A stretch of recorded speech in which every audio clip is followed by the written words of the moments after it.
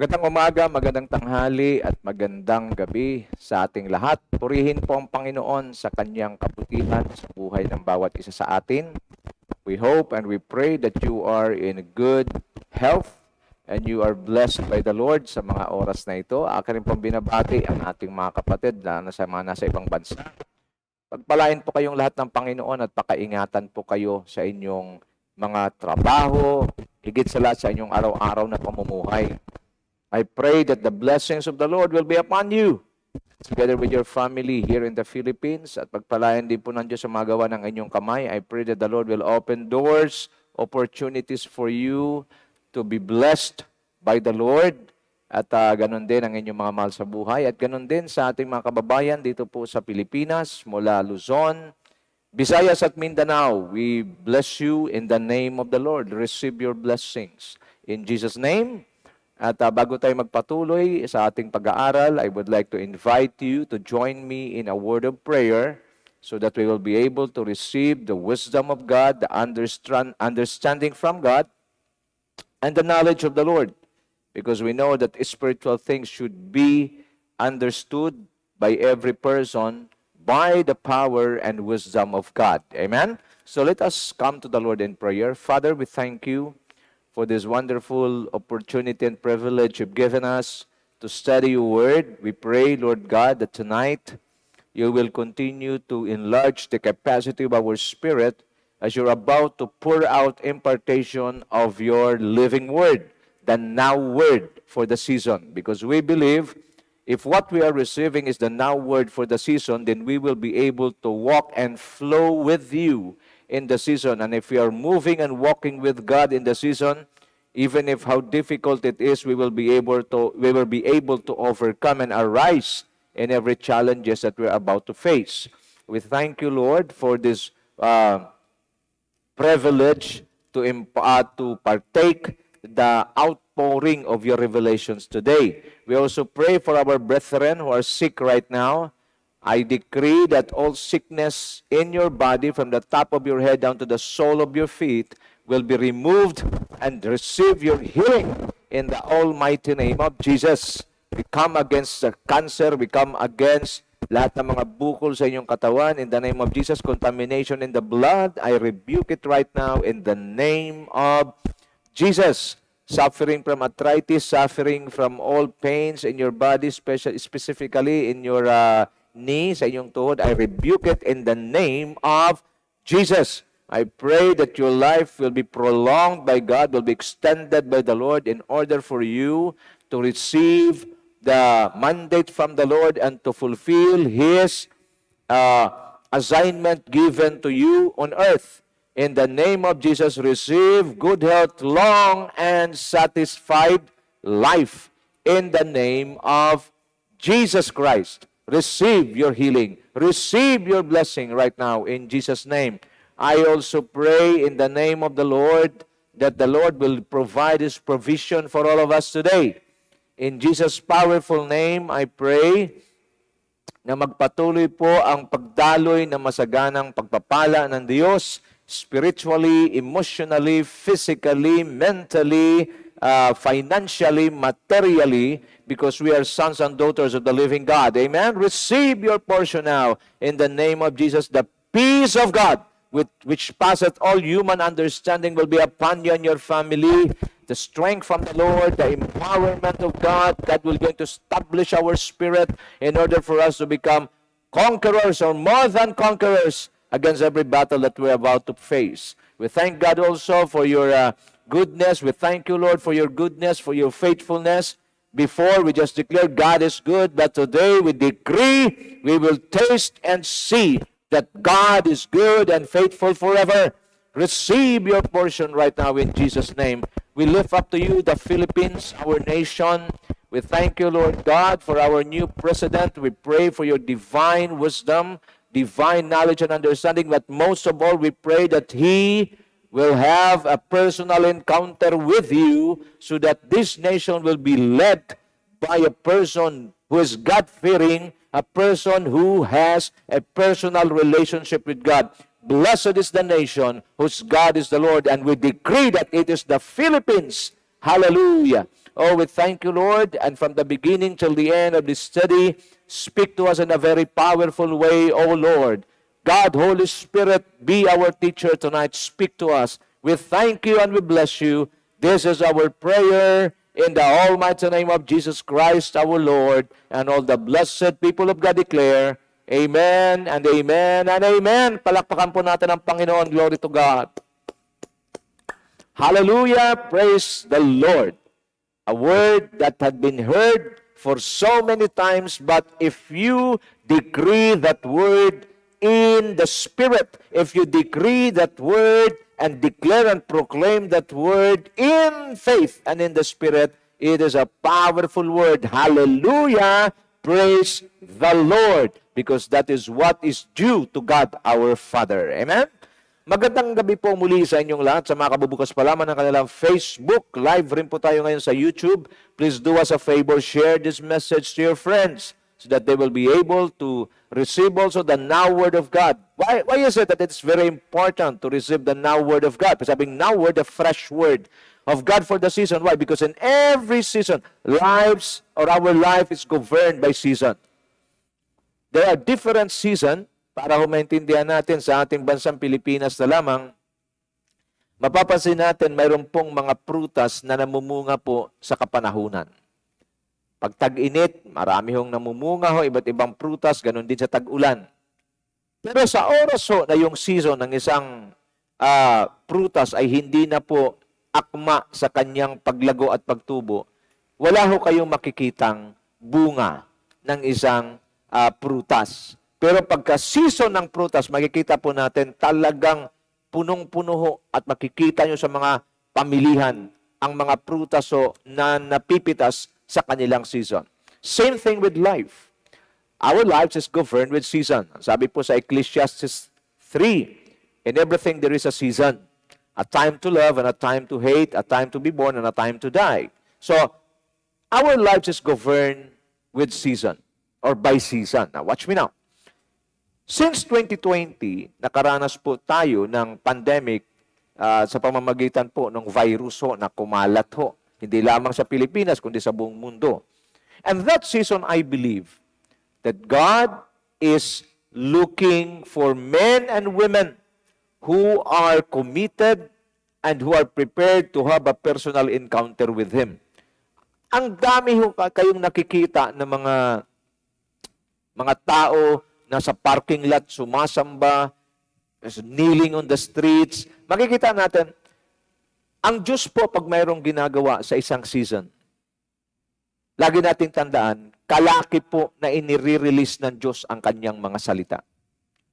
To the people who believe in God and walk in His Word, lagi ninyong tatandaan, bago pa ng Diyos ibababa ang kanyang judgment, nauuna palagi ang kanyang mabiyayang salita para gabayan ang mga mananampalataya, naggabayan sila upang malaman nila kung ano ang kanilang gagawin during the season. So kung mapapansin natin, nung pumutok ho yung COVID-19 noong 2020, actually 2019 sa ibang bansa, dumating sa atin, pumasok 2020, if I'm not mistaken, March. The words or the Word of God that we're receiving, the impartation of the now Word of God is very clear, preparing us before the pandemic enters. Takpahan nyo ha? So kung gusto nyo pang isulat, maganda. Bago ng Diyos ibababa ang judgment or i-allow ang isang pandemic or challenge sa isang bansa o sa buhay ng isang tao, una munang dumarating ang kanyang mabiyayang salita upang turuan ang kanyang mga anak sa kanilang dapat gawin, reaksyon sa bawat pagsubok na ipaparanas ng Diyos sa sanlibutan. Watch me now. Sa sanlibutan na hindi po nakilala sa Diyos, inaalaw ng Diyos ang pandemic, ang crisis, upang ang mga tao ay magbalik loob sa Diyos. Now, punta tayo sa mga anak ng Diyos. Sa mga anak ng Diyos naman, bago pa ibababa ng Diyos ang pagsubok sa mundo, una niya munang binibigay, inire-release ang kanyang now word, ang kanyang fresh word, para magsisilbing gabay Your word is a lamp to my feet and a light to my path. Naunawaan ho natin. Kaya mahalaga kung ikaw ay mananampalataya ni Kristo, dapat ikaw ay naglaan ng maraming panahon at oras para makinig sa salita ng Diyos. Lalong-lalo na sa mga salita ng Diyos na binibigay ng iyong pastor. Ang demonyo nagkandaloko-loko na at nawala na sa ulirat, kaya nagwala na siya ng gusto, ino-offer niya lahat sa tao, katulad ng pag-offer niya kay Kristo, ibigay ko sa iyo lahat ng mga bagay sa libutan, sumamba ka lang sa akin. Bakit? The devil is now desperate, i-offer sa iyo ang lahat ng distraction, lahat ng kukuha ng iyong atensyon, wag mo lang marinig ang salita ng Diyos. Bakit? Kasi alam niya, pag narinig mo ang salita ng Diyos, ang salita ng Diyos ay katotohanan, ito ang magpapabulaan sa kanyang kasinungalingan. At pag hindi mo nakuha ang salita ng Diyos for the season, ano mangyayari? Mali ang responde mo pagdating ng mga pagsubok. At pag mali ang responde mo pagdating ng pagsubok, ano mangyayari? Isa ka sa biktima. And sad to say, ito ang nangyari na nakaraang 2020. Because people, even the people of God, are ignorant to what God is doing in the season, and they do not know the word for the season. That is why they acted and they reacted just like the people in the world.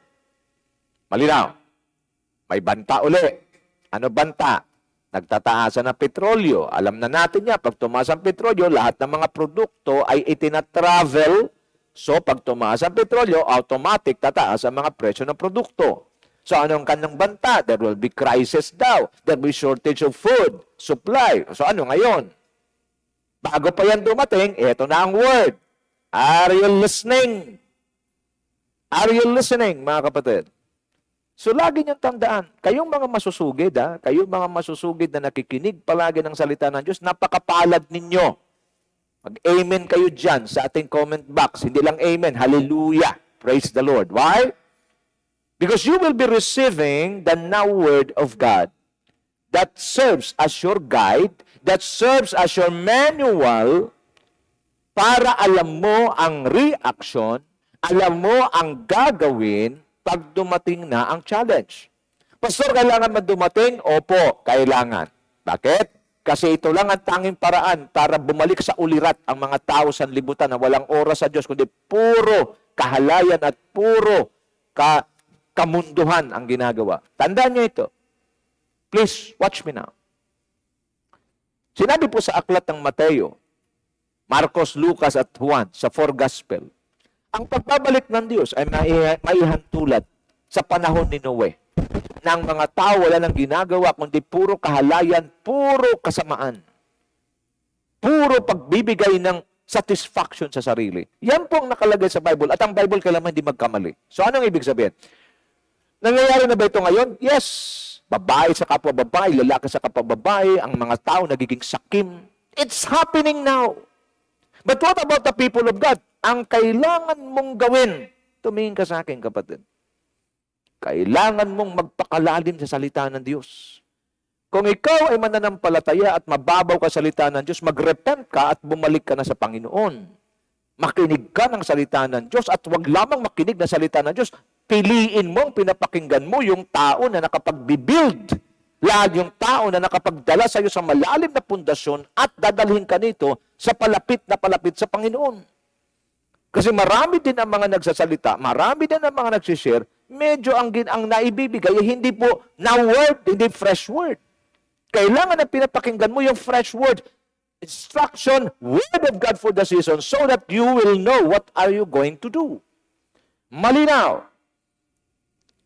So mahalaga ito, ulitin ko, hindi ay iaalaw ng Diyos ang isang pagsubok or challenge sa isang bansa, sa mundo, o sa buhay ng isang tao nang wala mo ng word or now word na magiging instruction, magiging guidelines, at magiging gabay niya sa kanyang paghakbang o sa kanyang pagsulong sa buhay at upang harapin ang pagsubok.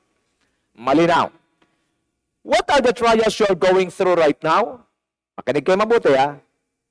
Kung ano ang mga pagsubok na pinagdadaanan mo ngayon, nauna nang binigay ng Diyos ang salita niya para sa iyong tamang reaksyon at tamang responde sa iyong pinagdadaanan. Bakit ka naghihirap ngayon? Bakit hirap na hirap ka? Kasi maraming pagkakataon na nangangaral ng salita ng Diyos ang pastor mo, hindi mo pinakinggan.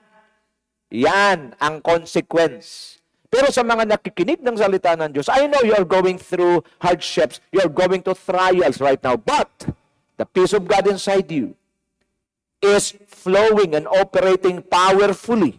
That is why hindi ka na naaalog, ni hindi ka nangangarag, o hindi ka malang naapektuhan. Yes, physically you're affected, but spiritually you are stable. Ito ho ang kahalagahan. Now, eto na. Mangangaral na tayong salita ng Diyos. O ready na. Huwag kung ano-anong ginagawa. Tutok, makinig, 1 oras lang. Para ano? Para matanggap mo ang now word, para alam mo kung paano gagawin mo pagdating ng pagsubok. Hindi pa ng Diyos binabagsak, unti-unti. Bakit? Kasi mismong mga anak ng Diyos din, wala rin sa preparasyon. Malinaw. O ngayon, pag nakinig ka na ngayon, mayroon kang instruction. Huwag lang pakinggan. Huwag lang pagbulay-bulayan. Apply. Information ang ibibigay ko sa iyo ngayon. Knowledge. Ano pa? After knowledge, comprehension. Anong ibig sabihin comprehension? Understanding. After understanding, application. Anong application? Wisdom. Malinaw. Now, let's go. Get ready. As we continue our study, biblical principles that empower and establish our faith to secure our victory, we have the subtopic entitled, The Discipline of a Father Leads to the path of success and prosperity. Is God able to prosper me in the midst of crisis? Yan magandang tanong. Kaya ba akong pasaganain ng Diyos sa gitna ng krisis? To prove to you that it is possible, because with God, nothing is impossible. In the Bible, it happened to Isaac, son of Abraham. Ang lugar na kanyang pinanahanan, if I'm not mistaken, Gerar, ay nagdanas ng matinding gutom. That is why nag-decide si Isaac na pumunta sa Egypt para iligtas ang kanilang sarili at i-provide ang kanyang pamilya. But the Lord, watch me now, makinig mabuti. But the Lord said to Isaac, see, before ng Diyos ibagsak ng todo or i-allow ng todo ang ang judgment, may word palagi si Lord. Tandaan niyo ito mga kapatid, isulat niyo. Bago pa dumating ang matinding pagsubok sa buhay ng isang tao, isang bayan o isang syudad, isang bansa, may word of God palagi. Ang importante na lang gaano ka kasensitive na hanapin, pakinggan ang salita ng Diyos na ibinibigay niya. Kaya mahalaga rin kung sino pinapakinggan mo. Now, watch me now. Sabi ng Lord kay Isaac, huwag kang umalis. Magtanim ka. Grabing challenge yan. Magtanim, itagtuyot. Ano pa? Laganap na ang gutom, magtatanim pa ako. But that is the word of God. That was the word of God for him. What Isaac did, he obeyed God. Mahalaga ha? Pangalawa, bago dumating ang pagsubok, ibibigay na sa iyo ang salita ng Diyos. Pero hindi sapat yung mapakinggan mo. Kailangan maintindihan mo, komprehensyon. At higit sa lahat, ma-apply mo. Wisdom ang tawag dyan. Nagtanim si Isaac. At ano sabi ng Bible? And God blessed him. God blessed his crops. At ano nangyari? He was able to harvest 100-folds. Nakita niyo na? Although tuyo ang lupa, although tagutom sa lugar na yon, pero dahil nakinig si Isaac sa word ng Panginoon, siya'y umani ng 100-folds. Napakarami niyang ani at dumating ang punto that Isaac became so powerful that the king sa lugar na kanyang kinabilangan, nakiusap na sa kanya, umalis ka na rito kasi masyado ka ng mayaman at masyado ka ng malakas para sa amin, baka sakupin mo kami. Look at this. God is able and capable to provide all our needs, even in the midst of crisis. Ito nga ang pamantayan ng Diyos. Inaalaw niyang mangyari ito sa lupa para ipakita ang distinction between the people of the world and the people of the Lord. That is why the people of the Lord should be prepared. The people of the Lord should position themselves in the Spirit so that they will be able to receive the now Word of God in order for them to be a distinction. Na ang isang tao na kahit nandito sa mundo na pinapalibutan at kasalukuyang dumadanas ng crisis, kaya pa rin siyang pagpalaan, pasaganain ng Diyos. Ito ang dahilan kung bakit tayo nandito pa. Malinaw. But if we are negligent, ignorant to the Word of God, distinction, kasama ka sa people of the world rather than to be on the side of the people of the Lord. Nakita niyo na? So, pag-usapan natin, kaya ng Diyos i-bless tayo kahit sa gitna ng crisis. At hindi ho sa atin ito bago. Marami ho tayong nakita sa tribo natin sa School of Church Builder. Mismo ang ating mentor, Pastor Wilbert, ay binibless ng Panginoon. Kailan? During the pandemic. Marami tayong mga kapwa manggagawa na kung kailan pandemic, doon naman na-release ang kanilang mga bagong sasakyan. I am not speaking only in material things, but in the School of Church Builder, naranasan din natin. Ang alin? Kung kailan pandemic, doon tayo nagkaroon ng daily live streaming, as in daily live streaming since 2020 up to the present. The supply of the now word is so abundant na kung saan araw-araw mayroon tayong naririnig na mga ngaral ng Diyos na nagre-release ng sariwang mensahe para sa atin. Oh, hallelujah! Nakita natin? If we will just listen and obey, hear and obey the Word of God for the season, you will be spared from pandemic, crisis, or anything that will going to happen in this world. Why? Because the Word of God is God Himself. At pag sinunod natin ito, the Lord will be the one to protect, the Lord will be the one to provide, the Lord will be the one to preserve our lives in the midst of unfavorable situations. Malinaw? So let's study about the discipline of a father leads to a path of success and prosperity. Why? Because kahit na tayo po'y mga mananampalataya, mayroon itong tinatawag tayong stubborn will. Itong ating free will at self-will, stubborn ito. Pag sabing stubborn, makulit. And our stubborn will always go against God's will. At madalas yung stubborn will natin ang nananalo. Bakit? Kasi God is a gentle God. Hindi kanya pipilitin. Pero tatsakin niya sa'yo, pag mali ang pinili mo, may consequence kang tatanggapin. At ito ang nangyari sa karamihan. So, paano natin ito ma-counterfeit? Paano natin ito ma-overcome? We need discipline. Sa mga nagiging champion sa larangan ng pampalakasan, sabihin na natin sa boxing, hindi ka pwedeng maging world champion kung wala kang disiplina sa sarili mo. Nagkaunawan tayo? Karamihan ho sa mga nag-champion, excuse me po, karamihan sa mga nag-champion, lagi ninyong tandaan, sila po ay merong rigid discipline sa lahat ng aspeto ng kanilang buhay. That is why nakamtan nila ang mga ganitong tagumpay. Sa lahat halos, maging sa mga successful businessmen, successful sa kanilang career, would they have one thing in common, and that is discipline.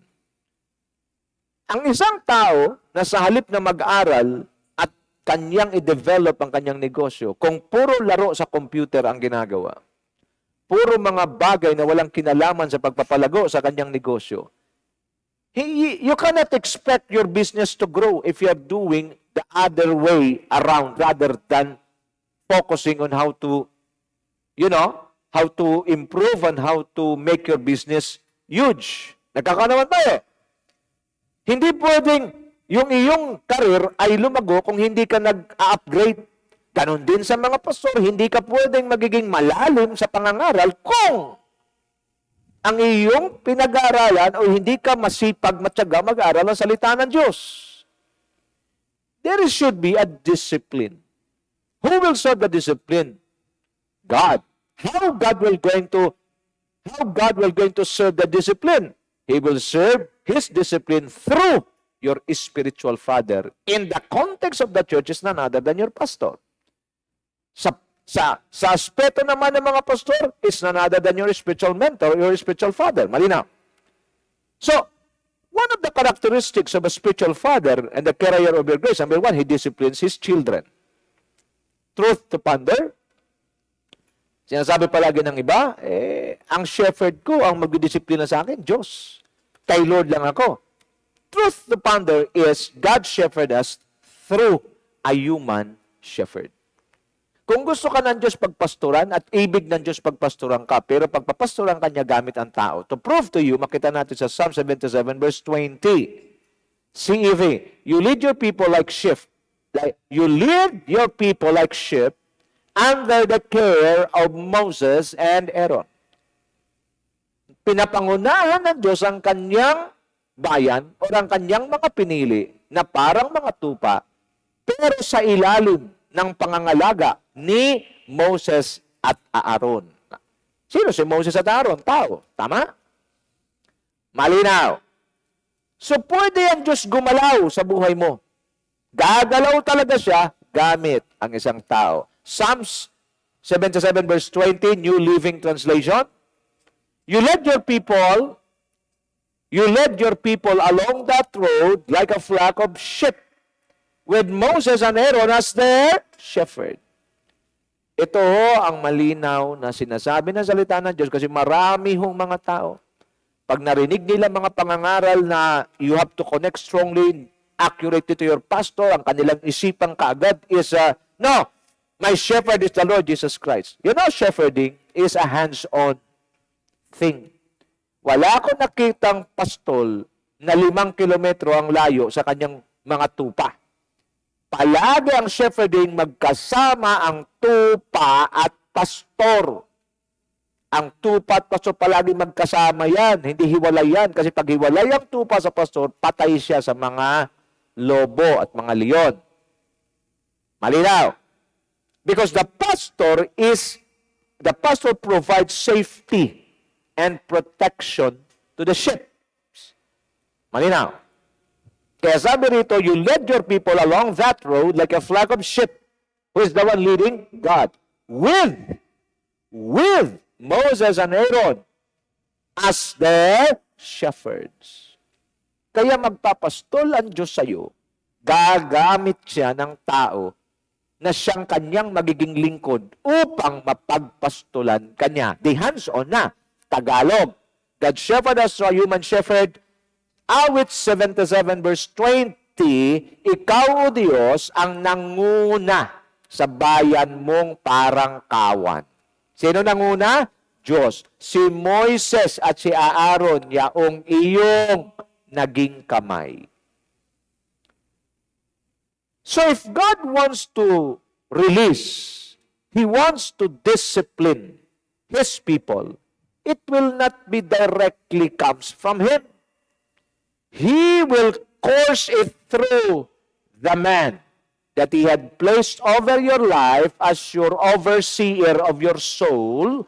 Siya din yung iyong nagsisilbing spiritual covering. Siya rin yung nagsisilbing spiritual father mo para mabilis ang pagkilos ng Diyos sa buhay mo. Kailangan mo lang i-recognize, i-acknowledge, i-respeto, sundin, at mahalin.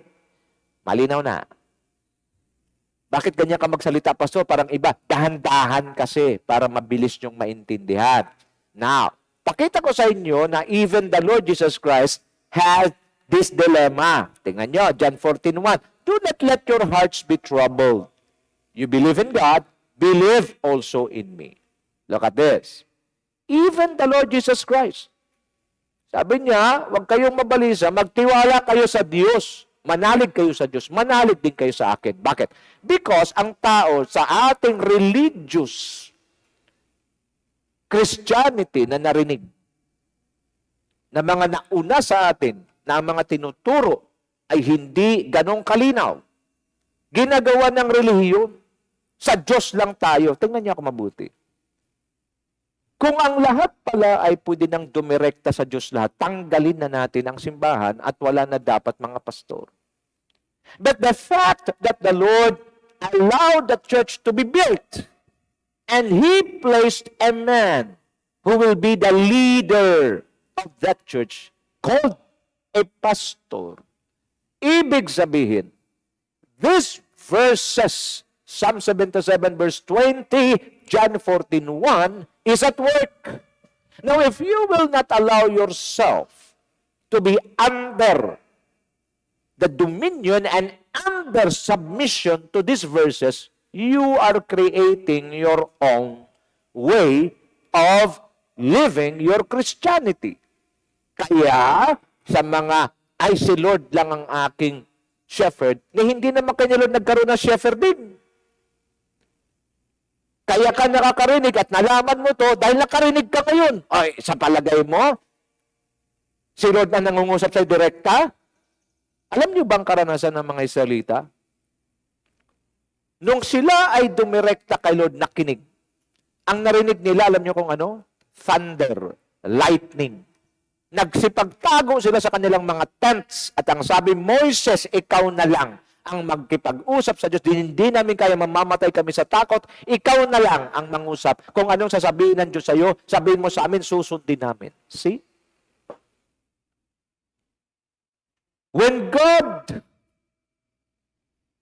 delivered the Israelites from Egypt, it was Moses and Aaron ang kanyang kinausap. He never spoke to any leaders of Israel. Intindihin niyo mga kapatid.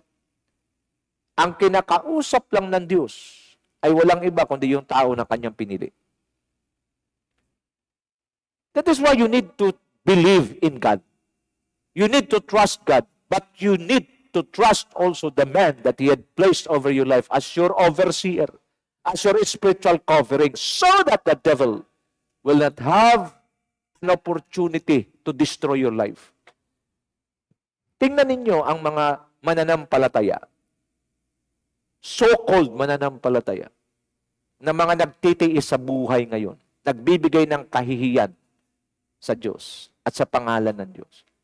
Ito yung mga mananampalataya daw na hindi sumusunod sa kanilang leader, hindi nagpapasakop sa kanilang pastor.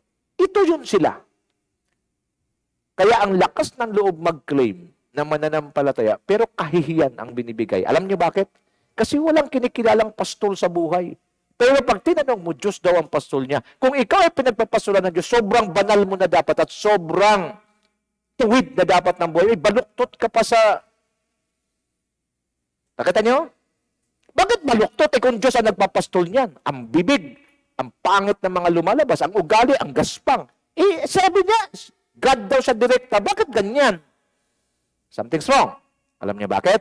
Kasi hindi ina-apply yung awit 77 verse 20.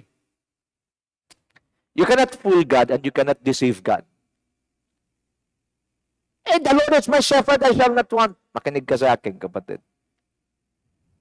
Ang aking si Yahweh ang aking pastor, hindi ako magkukulang. Tama. Si Yahweh ang iyong pastor. Hindi ka magkukulang kailan? Kung kikilalanin mo ang tao na ibinigay ni Yahweh na magiging kamay niya, na magiging pastol mo habang nandito ka sa lupa.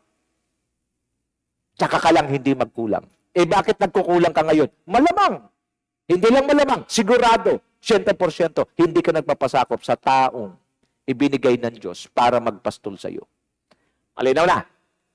So pagdating sa serve ng discipline, it is not God, but the man, the person that God placed over your life para mag-disiplina sa iyo.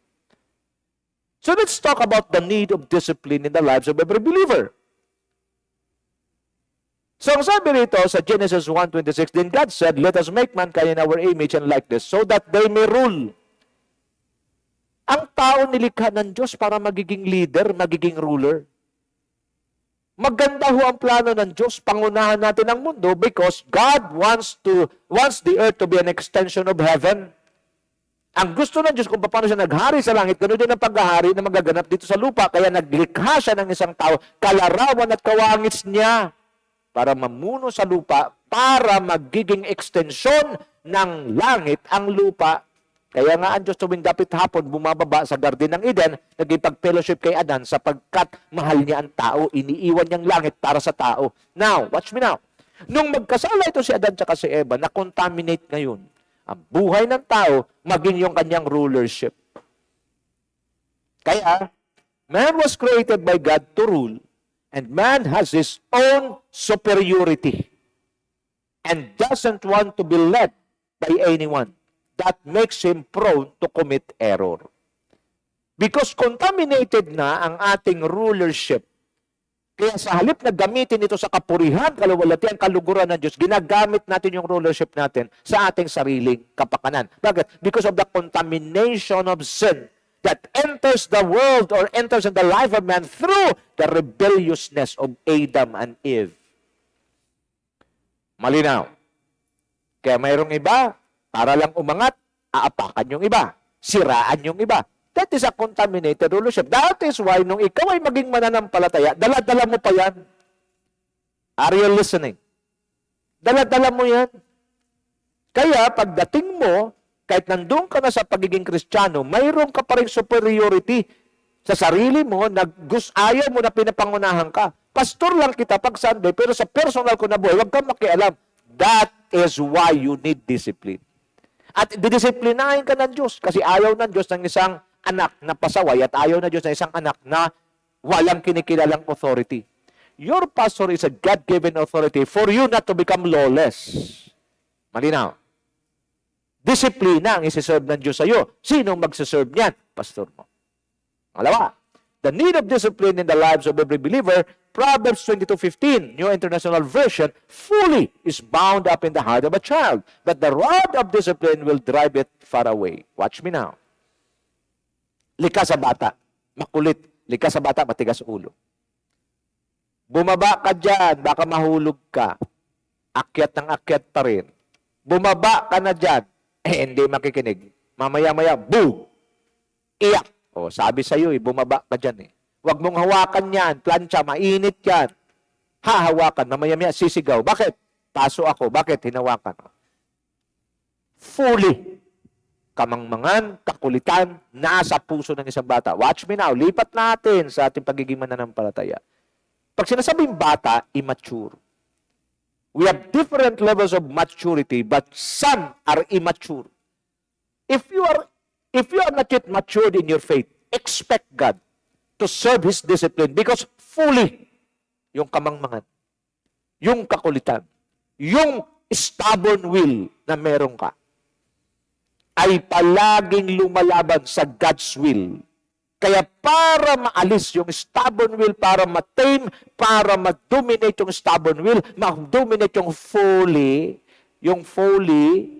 okay? Yung kakulitan, katigasan ng ulo, kailangan may magdidisiplina sa iyo. At sino yan?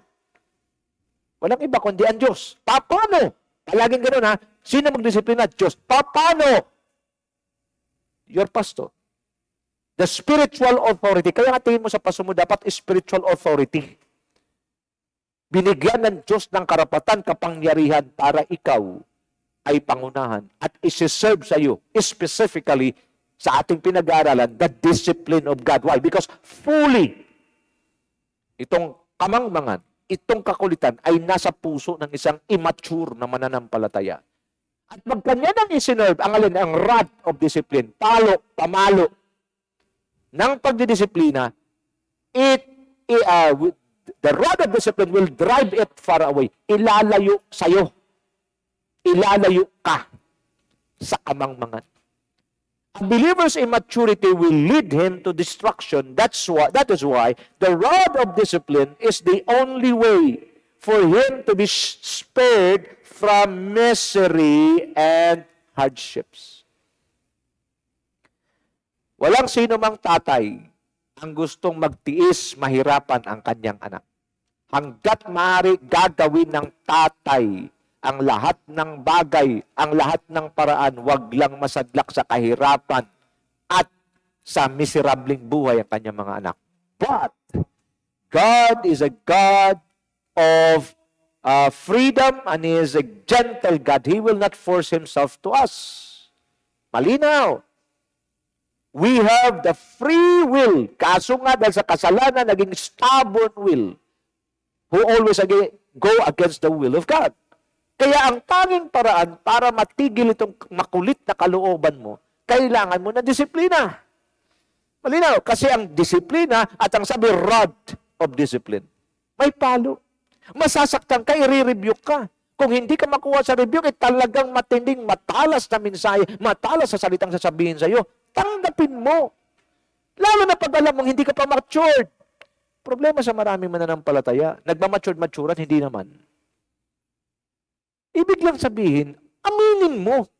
Hindi ka pa matured, hindi mo pa alam lahat, ready ka na magpasakop sa authority na binigay sa iyo ng Diyos sa leader mo. Ano pang sunod mong gagawin? Pag dinisiplina ka, just abide and just yield to that discipline. Why? Because dinadala ka nito palayo saan? Sa mga laman ng puso mo dahil immature ka pa. Maraming kamangmangan dito. Gagawin kang matibay, hindi ka emotional, kundi gagawin kang spiritual. Are you listening? Nagkaunawan tayo, mga kapatid? Another verse. Do not withhold discipline from a child. If you punish them with a rod, they will not die. A believer's immaturity will lead him to destruction. That is why the rod of discipline is the only way for him to be spared from destruction and death. Kung ang pastor mo ay napakakulit, palagi kang pinagsasabihan, mali ginagawa, pinapagalitan ka. Magpasalamat ka.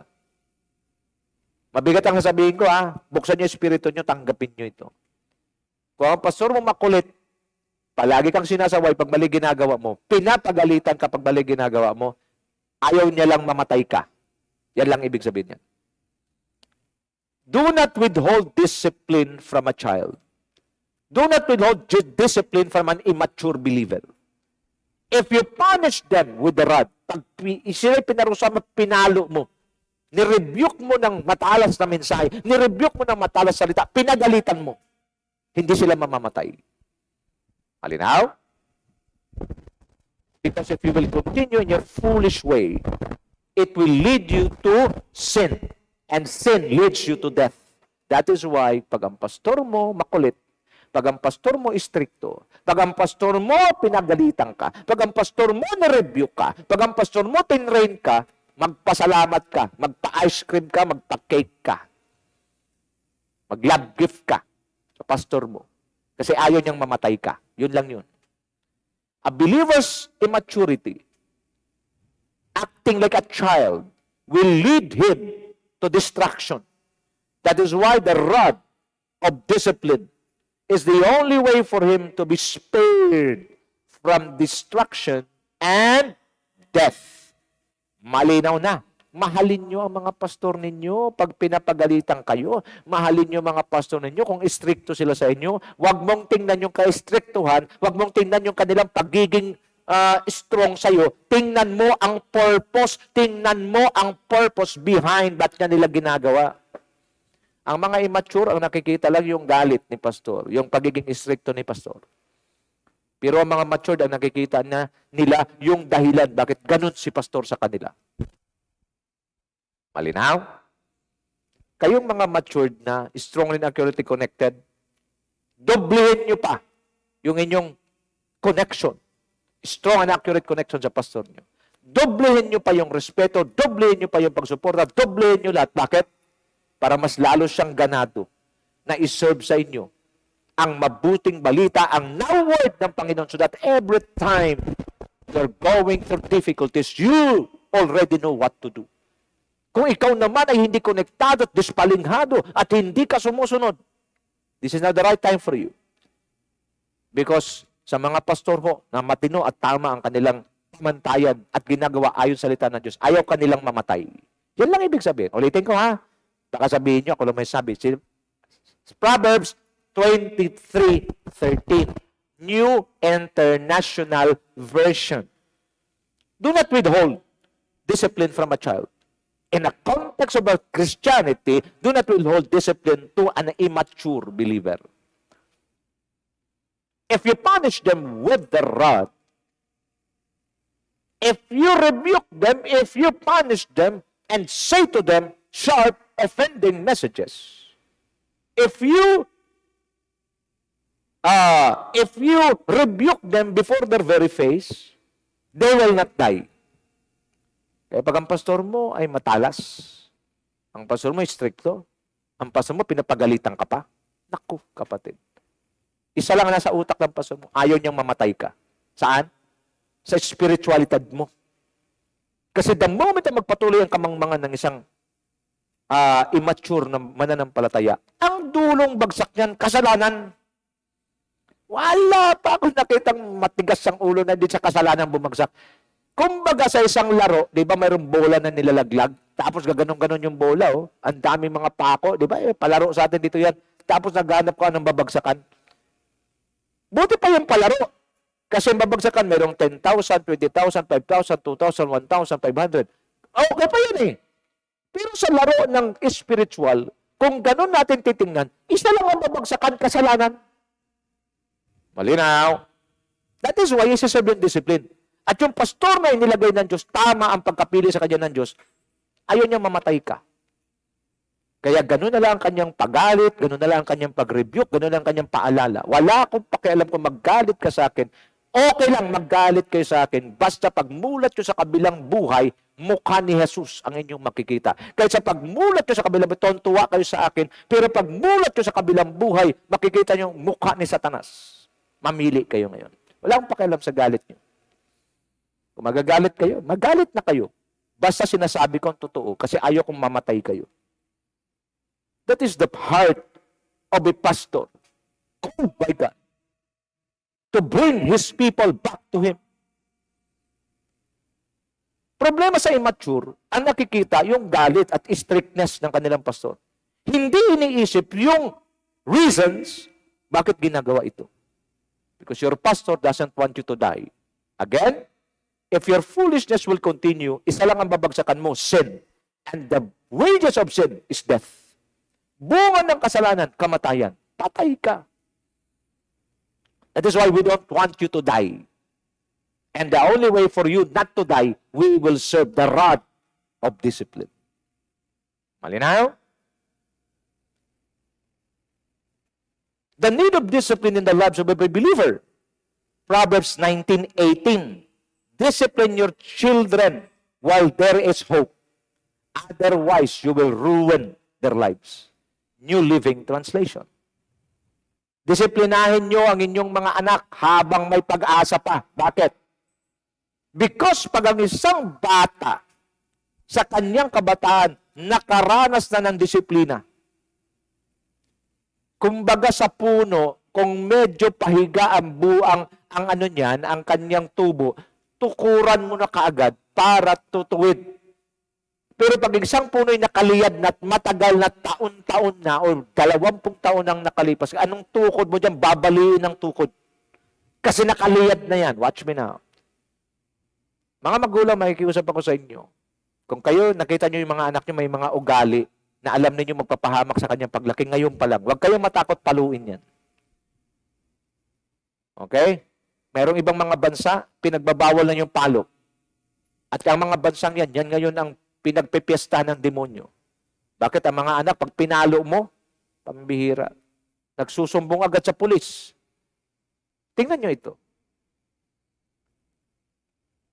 Bakit nakapasa ang batas na ito sa kanila?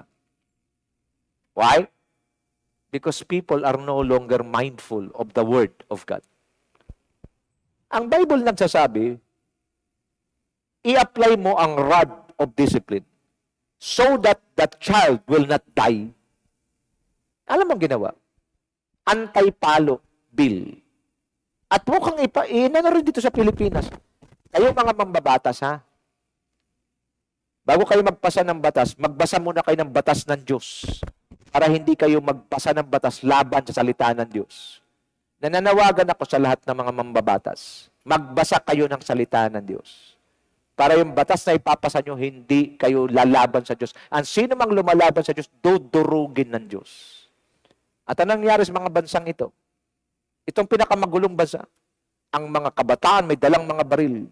At pag hindi nagkaunawan, barilan agad. It happens! Di ko na sabihin kung ano, pero alam niyo sinasabi ko. The Bible says, discipline your child when there is hope. Maliit pa lang, pag may nakita na kayong hindi tama, wag yan baby, but i-serve nyo kaagad ang discipline.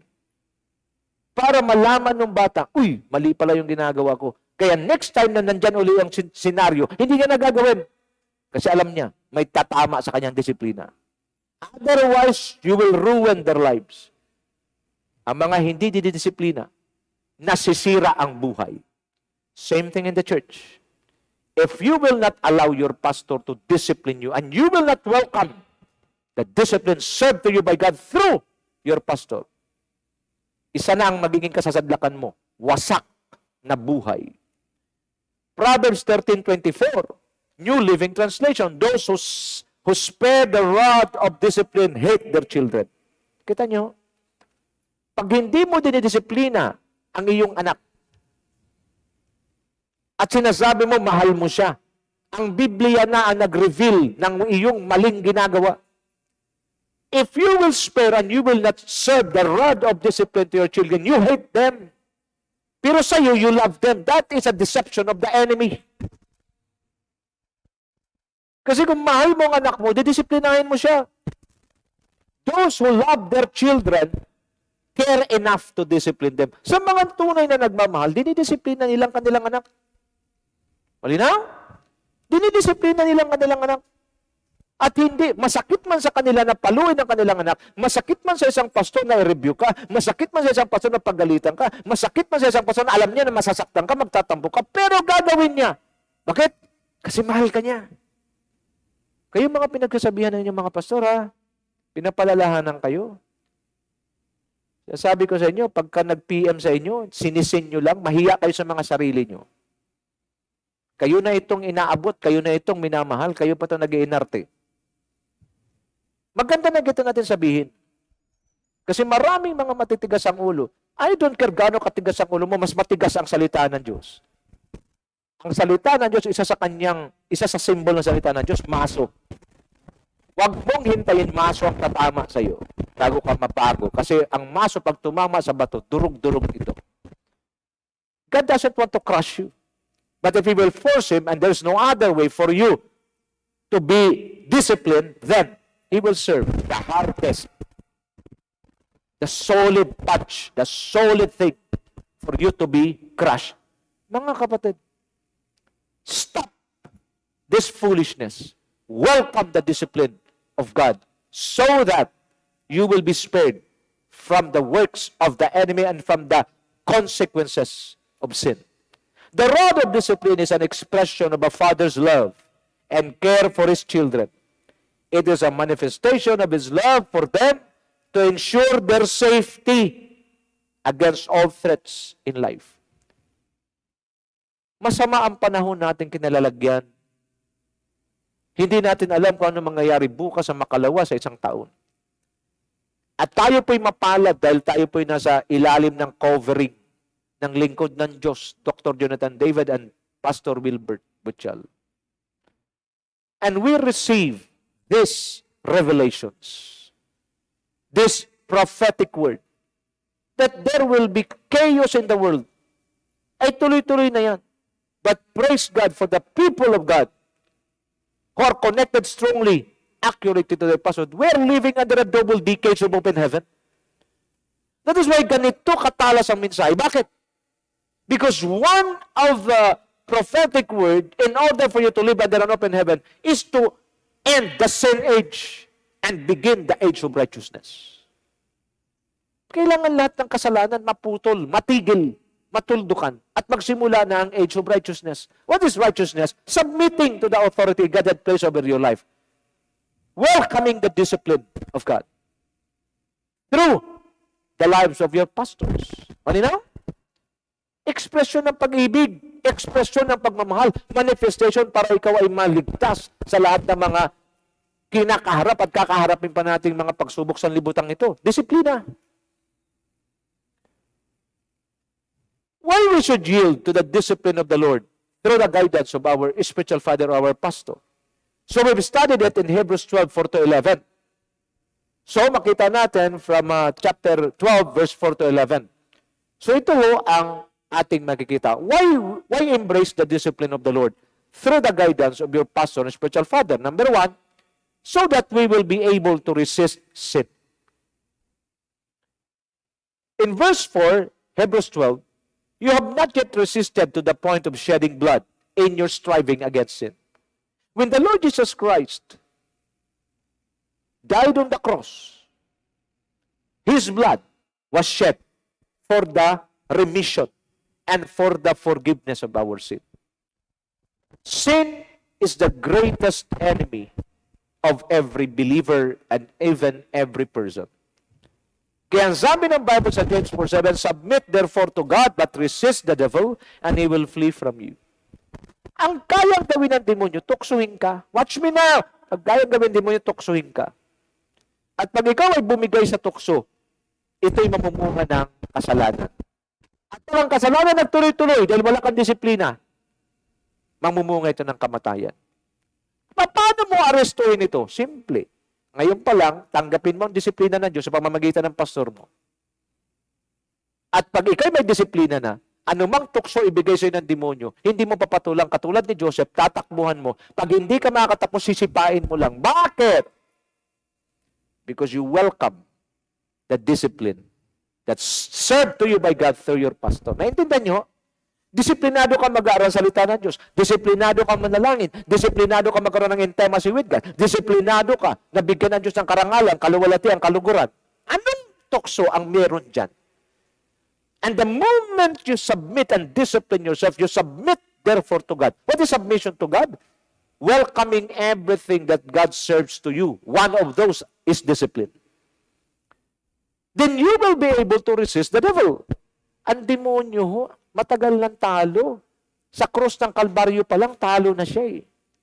And that defeat is sealed forever. Kaya ang ginagawa ng demonyo, nanluloko na lang. Sinong mga nanluloko niya? Itong mga immature. Mga tamad sa salita ng Diyos. Walang oras makinig. Pero sa mga gawain sa libutan, punong-puno ng oras. Kailan ka titino? Kailan ka magbabago? Kaya nga, ganon-ganon na lang paglaruan ni Satanas itong mga immature na mga mananampalataya. That is why God is sending pastors, sending servants who are sharp in their messages para mabigyan. Kasi minsan hindi na ho kaya yung tapik. Kailangan minsan hampas, minsan kailangan na ho yugyugin, bulabugin ang buhay ng isang mananampalataya. So that you will be able to resist the devil. And whatever the devil presented to you, hindi mo napapatulan. Bakit? Disiplinado ka eh. Tingnan mo yung mga champion. Makinig kayo. Yung mga champion na mga boxer. Lagyan mo man yan ng sandamakmak na mga alak sa harapan. Because they cared for their career and they cared for their championship belt and their reputation. Disiplinado sila dyan. Hainan mo yan ng mga matatabang pagkain, mga masasarap na pagkain. Kakain lang yan ng kakaunti. At ang kakainin yan, yun lang makapagpatulong sa kanilang katawan para maging malakas, para ma-maintain nila ang kanilang championship belt or title. Nakita nyo? Ganun katulad ng disiplinado. Mayroon nga ang iba eh. Bakit sila tinawag vegetarian? Hindi madali yun. Pero tingnan mo mga katawan. Slim na slim. Tapos yung iba, na ano pa eh, nainggit pa eh, buti ka pa, sana all. Ano sana all? Yung salitang sana all, hindi mangyayari hanggat wala kang disiplina sa buhay mo. Grabe, ang ano mo dati, laki-laki mo dati, pero ngayon, ang ano mo na, slim mo na. Ano bang ginawa mo? Nag-vegetarian ako eh. Nagdisiplina ako sa pagkain. Nako, ako kasi hirap na hirap ako. Sana all. Sana all pinagsasabi mo. Walang sana all. Forget that word. Because sana all will never happen if you do not discipline yourself. Hindi dapat sana all. Didisiplinahin ko rin ang sarili ko. para maging katulad sa iyo. Yan ho ang dapat sabihin. Sana all ka dyan. Walang sana all. Malinaw? That person was able to accomplish or achieve that health and that, good figure, healthy body because of discipline. Karamihan sa mga mananampalataya natatalo, nadadaya ng demonyo dahil walang disiplina sa sarili. But if you discipline yourself sa prayer time mo, you discipline yourself sa salita ng Diyos, Bible reading mo, you discipline yourself in listening to the instructions and Word of God, you discipline yourself with your intimacy with God, ano mang ihain sa'yo ng demonyo, tingin mo basura lang. Kaano magaganda sa mundo, mas maganda ang naranasan mo sa presensya ng Diyos. And then, pag He keeps on offering you temptations, then you will resist Him. At anong gagawin ng demonyo? Dahil nakita niya, you are now living like the Lord Jesus Christ, He will flee from you. Pag walang demonyo, because you are living a devil-free life, pag walang temptation, walang sin, at pag walang sin, walang death. Balik rin natin. Kung disiplinado ka sa presensya ng Diyos, disiplinado ka sa salita ng Diyos, disiplinado ka sa pananalangin mo sa Diyos, disiplinado ka sa intimacy with God, anong meron? Diyos. Anong meron sa Diyos? Blessings. Overflowing. Anong meron sa Diyos? Holiness, righteousness. Because if there are blessings, you are in the presence of God. Holiness and righteousness is increasing in your life. Anong meron? Spiritual stature. Pag meron kang spiritual stature before God, anong kasunod? Life forevermore. Now you choose tonight. You choose tonight.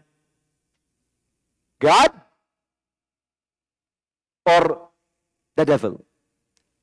Disciplined life in the Spirit or undisciplined life enjoying the rubbish in the world? Life with God or death in the world? You choose. Walang sana all. Never said that word when it comes to spirituality. Even sa natural, walang sana all. That word is being mentioned with many believers. Sana all. It will never happen unless you discipline yourself.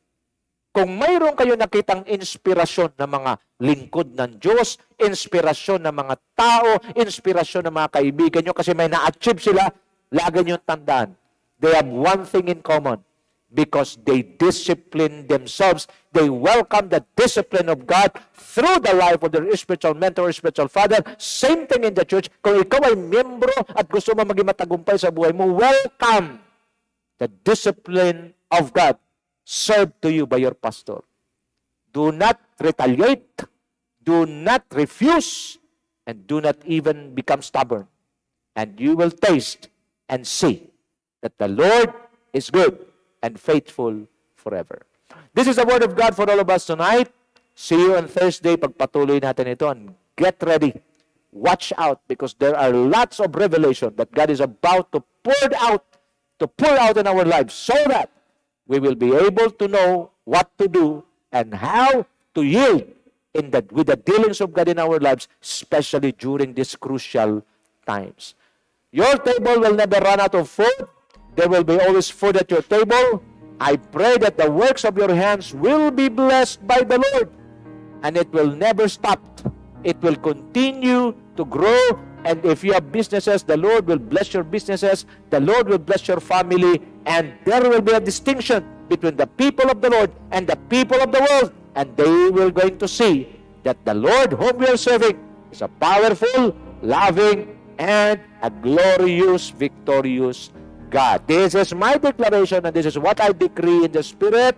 Receive it now in the almighty name of Jesus. And the blessed people of God declare, Amen and Amen and Amen. Shalom.